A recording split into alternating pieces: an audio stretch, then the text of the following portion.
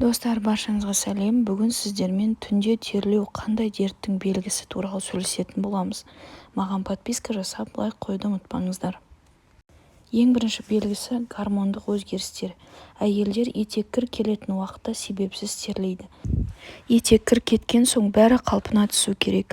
Ал егер тершеңдік әрі қарайда жалғасса, онда гормонға сараптама жасату керек. Дәрі қабылдау кезінде көп терлейсіз. Егер сіз қандай да бір дәрі қабылдап жүрсеңіз, түнімен терлейсіз. Әсіресе жүйкені тыныштандыратын, ауруды басатын, диабетті емдейтін, қалқанша без ауруының алдын алатын дәрілерді қабылдап жүрсеңіз, бұл жағдайда тап боласыз.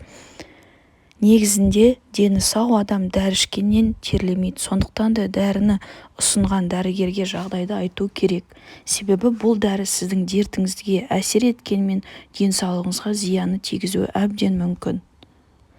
Үшінші белгі инфекциялық аурулар.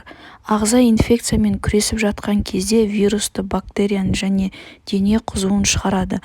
Бұл кезде ағзадан тер бөлінеді. Кейде ұшық шыққанда, туберкулезбен ауырғанда терлейді.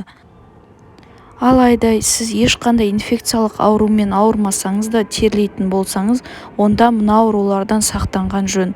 Сізде онкологиялық, неврологиялық аурулар немесе инсульт қауіпті төніп тұруынан әбден мүмкін. Қандағы қанттың азаюы. Медицина тілінде гипогликемия деп аталады. Ағзада қант аз мөлшерінен азайған кезде де адам терлей бастайды. Әсіресе инсулин қабылдайтындар мен диабет ауруының дәрісін үзбей ішетіндер түнімен терлеп шығады. Қалқанша без қызметінің күшеюі. Қалқанша безде гормонның деңгейі көтерілсе, тершеңдік мазалайды. Бұл кезде дене қызуы көтеріліп, шілте-шілте боп терлеуіміз мүмкін. Иммундық жүйе. Иммунитет төмендегенде де адам терлей бастайды. Егер түннің ортасында үсті басыңыз малмандай су болып оянсаңыз, тез арада иммунитетті көтеруге әрекет етіңіз.